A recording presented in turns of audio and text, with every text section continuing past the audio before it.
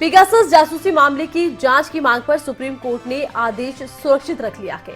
केंद्र ने कहा था कि वो मामले में विस्तृत जवाब दाखिल करने पर विचार कर रही है, लेकिन अब सॉलिसिटर जनरल तुषार मेहता ने इससे साफ इनकार कर दिया है। रिपोर्ट देखिए।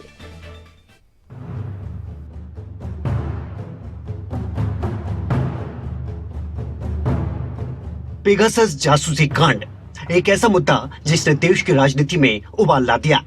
एक ऐसा मुद्दा जिसने पूरे के पूरे संसद के मॉनसून सत्र को हंगामे की भेंट चढ़वा दिया।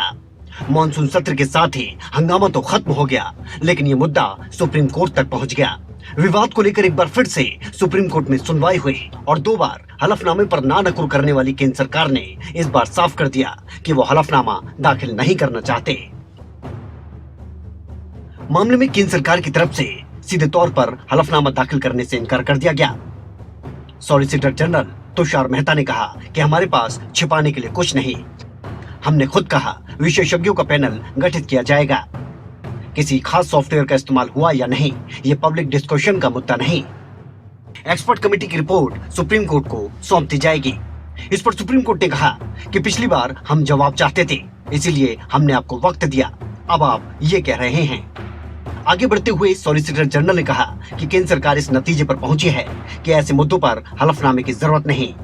ऐसे मुद्दे कोर्ट के सामने बहस के लिए नहीं हैं। राष्ट्रीय सुरक्षा और जनता के हित के लिए इस मुद्दे पर हलफनामा पेश नहीं करना चाहते। इस पर सुप्रीम कोर्ट ने कहा कि हमने पिछली बार भी कहा था कि राष्ट्रीय सुरक्षा से जुड़े मामले में हमारा कोई इंटरेस्ट नहीं। ये सारा मामला विशेष वर्ग से सीमित है। वो आर्टिकल 21 के तहत निजता के उल्लंघन की शिकायत कर रहे हैं।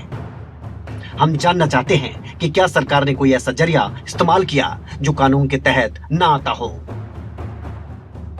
यानी सुप्रीम कोर्ट ने नाराजगी जताते हुए साफ कर दिया कि अगर केंद्र को हलफनामा दाखिल नहीं करना था तो अपना रुख पिछली बार ही साफ कर देते।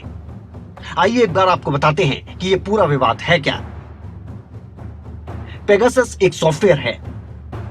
जासूसी या निगरानी रखने के लिए इस सॉफ्टवेयर का इस्तेमाल होता है।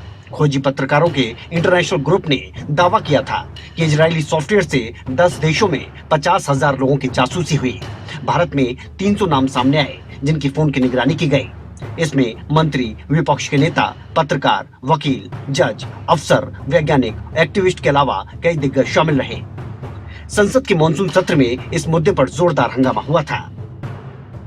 फिलहाल सरकार ने साफ कर दिया है कि हलफनामा दायर नहीं होगा और वो कमेटी गठित करने को तैयार हैं। फैसला सुप्रीम कोर्ट ने सुरक्षित रखा है। आगे देखते हैं क्या होता है इस मामले पर। विनय चौधरी, न्यूज डेस्क, खबरें अभी तक।